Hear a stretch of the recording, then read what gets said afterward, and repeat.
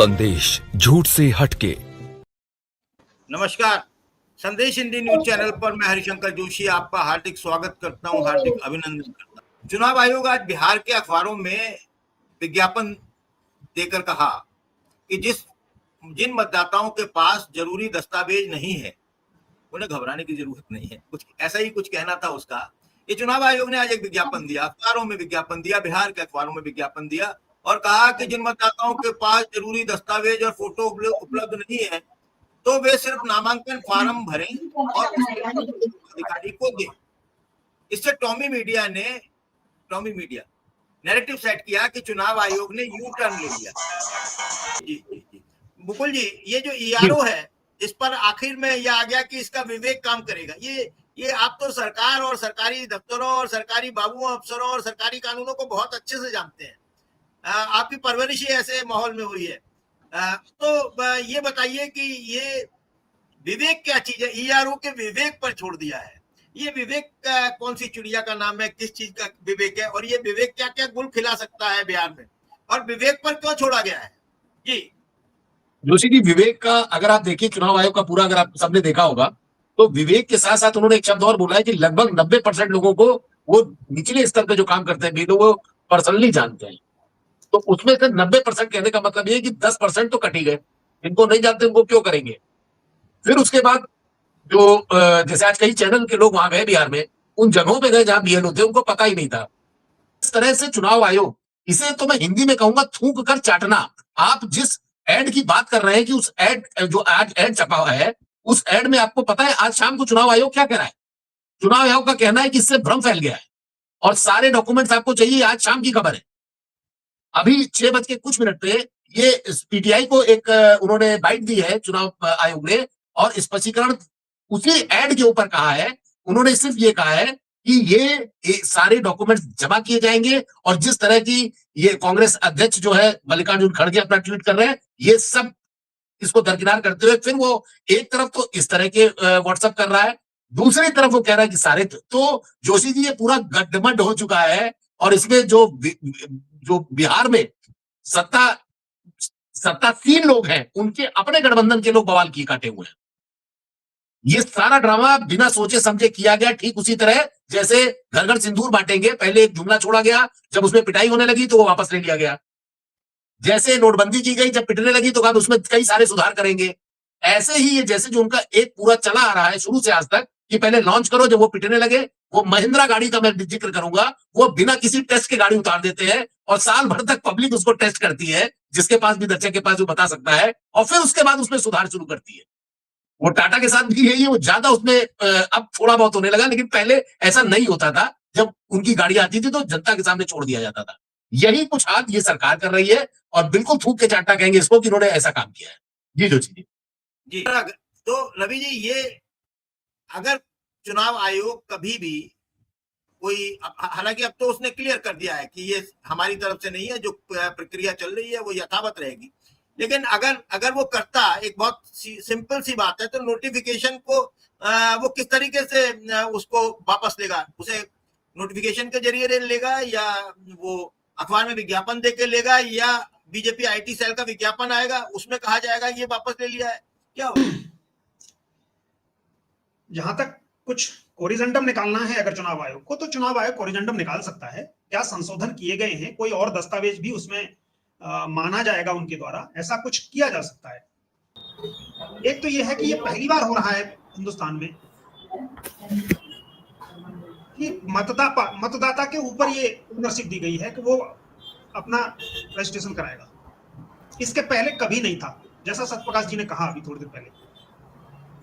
ये बहुत बड़ा एक तरह का चेंज है और आप हिंदुस्तान में आप इसकी कल्पना नहीं कर सकते कि लोगों पर अगर ये जिम्मेदारी दे दी जाए तो आप समझ सकते हैं कितने % लोग हैं जो इस काम को कर सकते हैं। जो दस्तावेज मांगे गए हैं, खासतौर से जन्म प्रमाण पत्र की बात की गई है। अगर 2003 के बाद के हैं आप, तो फिर आपको जन्म प्रमाण पत्र देना है।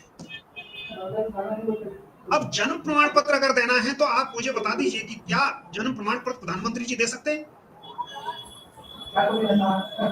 माननीय राष्ट्रपति जी के पास जन्म प्रमाण पत्र होगा क्या? मेरे पास तो नहीं है। और मैं नहीं समझता कि 99% ग्रामीण क्षेत्र में रहने वाले लोगों के पास 2003 से पहले जिनका जन्म हुआ है, और मैं फिर कहता हूं आज के बाद जिनका जन्म होगा, उसमें भी आपके पास 50% से ज्यादा ऐसे लोग हैं जिनका हॉस्पिटल वगैरह में जन्म नहीं होता है, कोई जन्म प्रमाण पत्र नहीं बनता है, और ना आपने वो फैसिलिटी आज भी विकसित की है जिससे कि ये सब हो सके। मैक्सिमम लोग, अगर आप हाई स्कूल की बात करें, 5th क्लास को भी अलाउ करेंगे तो 22% बिहार में। बाकी के लोग कहां से लाएंगे? एक खास बात कही अभी सत्यप्रकाश जी ने जिक्र किया था, अल्पसंख्यकों को खासतौर से जो बांग्लादेशी और जो जो रोहिंग्या कह के इनका एक नैरेटिव बनाया गया है, वो रोहिंग्या और बांग्लादेशी का नैरेटिव है सिर्फ इसके लिए ताकि हिंदुओं के मूर्खों को इकट्ठा किया जा सके। माफ कीजिएगा किसी को खराब लगे तो मैं दोबारा से कह रहा हूं इसी को, मैं ऐसा नहीं है कि मेरी कोई जवान फिसल गई है, उन मूर्खों को केवल मूर्ख बनाया जा रहा है, क्योंकि नए मतलब जो मूर्ख नहीं है उनको नहीं बना सकते ये। दरअसल इनकी पूरी लड़ाई दलितों से, पिछड़ों से है। मुगलों के साथ तो इनके तमाम रिश्ते हैं, आज भी शादी कर सकते हैं अगर आप अच्छी पोस्ट पे मुस्लिम कहीं पहुंच गया है तो। दलित के साथ ये स्थिति नहीं है। और इस देश का, इस सदी का सबसे बड़ा झूठ, अगर विश्व का कोई सबसे बड़ा झूठ कहा जाए, जो 2 सदी तक लगातार चल रहा है, दूसरी सदी में एंटर कर गया है 20वीं के बाद 21वीं सदी में, वो ये है कि आरएसएस एक सांस्कृतिक संगठन है। पहले दिन से झूठ बोला जा रहा है वहां। आरएसएस कोई सांस्कृतिक संगठन नहीं है। और दूसरा झूठ यह है कि भारतीय जनता पार्टी कोई डेमोक्रेटिक सिस्टम की कोई ऐसी राजनीतिक पार्टी है जिसका लोकतंत्र में विश्वास है। डेमोक्रेसी को खत्म किया जा रहा है। दुर्भाग्य है इस देश का ये, इस देश के जो तमाम, खासतौर से जो प्रभावशाली तबके हैं, जातीय आधार पर हमारी जिस तरह की संरचना है, उस संरचना में जो प्रभावशाली लोग हैं वो भाजपा के साथ है 90%। जो आर्थिक रूप से प्रभावशाली हैं वो भी इनके साथ में है। तो कोई आंदोलन तब होता है, उबल जाना चाहिए था साहब इस देश को, पूरे को, इस मामले पर। यह कोई डेमोक्रेटिक ऑर्डर दिया जा रहा है, आपने 23, 24, 25 दिन में, 1 महीने में आप 8 करोड़ वोटर्स को रजिस्टर कर सकते हैं क्या? उनको पूरी तरह पता है, और यह एस्टेब्लिश कर लिया उन्होंने 2017 में नोटबंदी लागू करके कि वो जो भी कर सकते हैं, किसी भी तरह लोगों को मूर्ख बना सकते हैं। नोटबंदी जैसा मूर्खतापूर्ण फैसला, और उसको देशभक्ति और राष्ट्रवाद से जोड़ देना, और लोगों ने मान भी लिया। तो उन्होंने मान लिया कि हम बेवकूफ बना सकते हैं और कोई कुछ नहीं कर सकता। जिस तरह का आंदोलन यहां होना चाहिए था, मैं बहुत डिसअपॉइंटेड हूं। कई लोग असहमत होंगे, लग रहा होगा कि मैं बहुत निराशावादी बात कर रहा हूं, लेकिन मैं निश्चित रूप से मैं समझता हूं कि इसका बहिष्कार किया जाना चाहिए। जी जोशी जी, आपने बिल्कुल सही कहा, लेकिन बहिष्कार, वो तो चाहते हैं कि बहिष्कार हो जाए, और बहिष्कार हो जाए तो लाठी लग जाए। वो कोई शर्मदार लोग नहीं है जो बहिष्कार से उनको कोई फर्क पड़ेगा। वो तो अपने सरकार बना लेंगे तुरंत ही वहां पे। उनका जो ध्येय है वो ये है, येन केन प्रकरण, सत्ता में काबिज रहना। सिर्फ सत्ता की लड़ाई लड़ते हैं, सत्ता में काबिज रहने के लिए प्रयत्न करते हैं। शाम दाम दंड भेद, वो कोई भी नीति हो, कितनी भी बेईमानी हो, कितना भी भ्रष्टाचार हो, वो सब जायज है उनके लिए। डॉक्टर सलीम खान जी। शुक्रिया जोशी साहब। रवि यादव साहब ने, प्रोफेसर साहब ने कहा कि भाई खुश होना है तो खुश हो जाइए। तो चूंकि पिछले 11 सालों में खुश होने का मौका कम मिलता है, इसलिए जब मिलता है तो मैं समझता हूं कि खुश हो जाना चाहिए। अब ये जो लूटने वाली बात हो रही थी, तो मुझको एक लोकगीत याद आया, दिल वालों के दिल का करार लूटने मैं तो आई हूँ यूपी बिहार लूटने। तो बीजेपी वाले जो है वो यूपी बिहार लूटने के लिए बहुत तत्पर हैं, और अभी उनके लिए बिहार लूटने का मौका है। लेकिन मुझको ऐसा लग रहा है कि उन बेचारों का सितारा कुछ गर्दिश में है, इसलिए कि जो भी पत्ता डालते हैं वो पत्ता इत्तेफाक से पिट जाता है। देखिए, जब मैंने इस नोटिस को देखा तो मुझको एनआरसी याद आ गया, और मुझको ऐसा लगा कि ये चोर दरवाजे से ये लोग एनआरसी ला रहे हैं। और ये खुशी की बात है कि इस बार जब इसके खिलाफ बात उठी तो वो केवल अल्पसंख्यकों ने नहीं उठाई, और केवल अल्पसंख्यकों तक जो है वो सीमित नहीं थी, बल्कि ये कहा गया कि देश के जो गरीब लोग हैं, जो दलित हैं, जो आदिवासी हैं, और जो अल्पसंख्यक हैं, इन सभी को बीजेपी जो है वो वोटर लिस्ट से निकालना चाहती है। ये जो नैरेटिव बिल्ड हुआ, इसका फायदा ये हुआ कि बीजेपी इसको हिंदू मुसलमान नहीं कर सकी, जो उसका सबसे बड़ा ब्रह्मास्त्र है कि किसी भी मामले को हिंदू मुस्लिम कर दो, ये कह दो कि ये लोग जो है वो जो विपक्ष है वो मुसलमानों का तुष्टीकरण कर रहा है, बांग्लादेशियों को जो है वो वोटर बनाना चाहता है, उनके बगैर जीत नहीं सकता। तो ये नैरेटिव चल ही नहीं सका, ये नैरेटिव उठ ही नहीं सका। और हमने देखा कि जैसे सामने से ये एनआरसी लाए थे और उसको इनको ठंडे बस्ते में डालना पड़ा, शर्मिंदा होके पूरे हिंदुस्तान में लगने वाले 176 शाहीन बाग की वजह से, उसी तरह से बिहार में भी ये चोर दरवाजे से एनआरसी को लाए और इनको जो है वो एक तरह से पीछे हटना पड़ा। देखिए, मोदी जी का मामला ये है कि ये नोटबंदी लाए अपने दोस्तों का भला करने के लिए और ये कहा कि साहब अगर ये नाकाम हो जाए तो 90 दिन में आप जिस चौराहे पे चाहो मुझको फांसी चढ़ा देना। अब वो तो नाकाम हो गई। उसका सबसे बड़ा सबूत ये है कि इन्होंने जो 2000 के नोट निकाले थे उसने तो हाथ में ही रंग छोड़ना शुरू कर दिया और अब सरकार ने खुद वो 2000 के नोट बंद कर दिए छापना और बाजार से वो खत्म हो गए। ये सबसे बड़ा सबूत है। यानी दुनिया का लाख सुप्रीम कोर्ट ये कहे कि नोटबंदी में कोई खराबी नहीं थी, लेकिन 2000 के नोट का वापस होना ये साबित करता है कि वो जो है सरकार की बहुत बड़ी नाकामी थी। और 99% से ज्यादा नोट का आ जाना, जबकि लोग जानते हैं कि भारत में जो है वो अच्छे खासे ब्लैक मनी है और सबका सब पैसा आ गया, इसका मतलब सारा ब्लैक मनी जो है वो वाइट हो गया। ये कॉमन सेंस की बात है।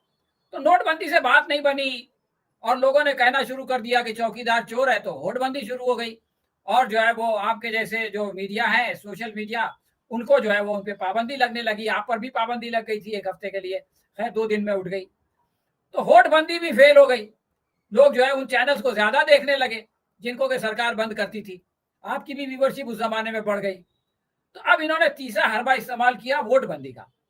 लेकिन ये वोटबंदी तो ऐसा है कि इसका बिल्कुल गर्भपात हो गया। आप समझ लीजिए कि ये बच्चा पैदा होने से पहले ही मर गया, मतलब मरा हुआ पैदा हुआ।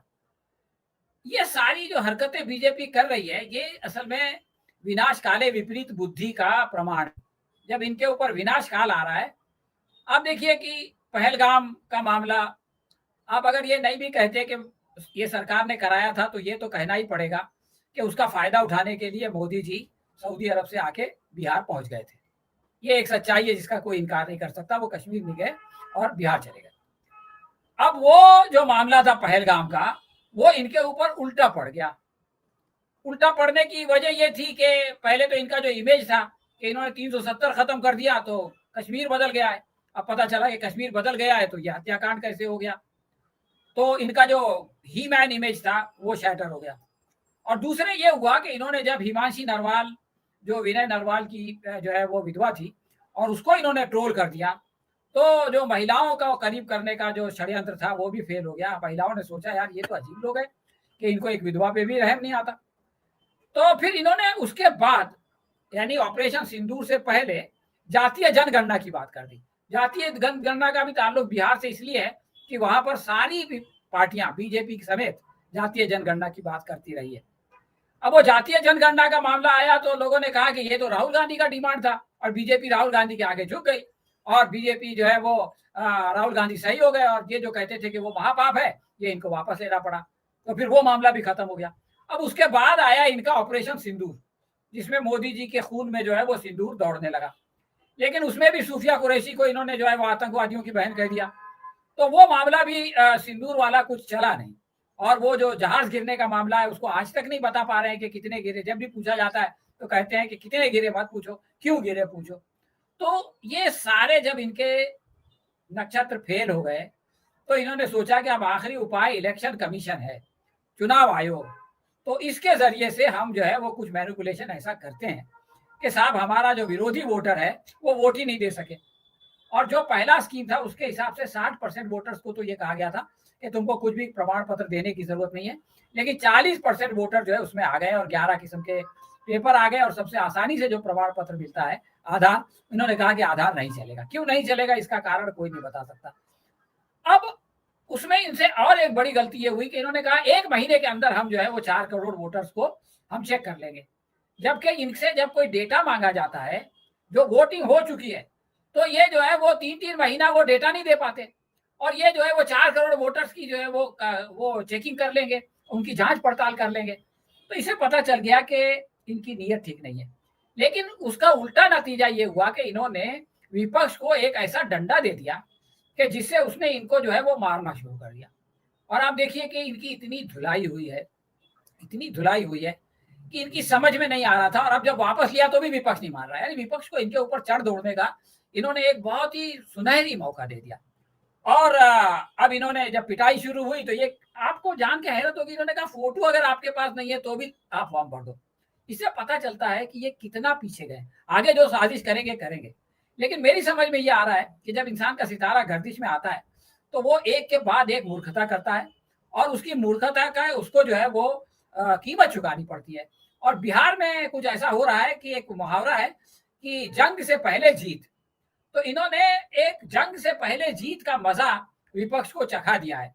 और ये अगर मूड रहा और विपक्ष इसी तरह से इनके ऊपर हमलावर रहा तो जंग के बाद भी इनको जो है वो बिहार में हार का सामना करना पड़ेगा। शुक्रिया। अनम्यूट कीजिए। बिहार में हार का सामना करना पड़ेगा, लेकिन अभी जो स्थितियां हैं वो बहुत चुनौतीपूर्ण है। अभी देखना होगा कि जो विपक्ष है, जिसको अभी संसदीय विपक्ष कह सकते हैं, ये किस तरह से इस का विरोध करता है।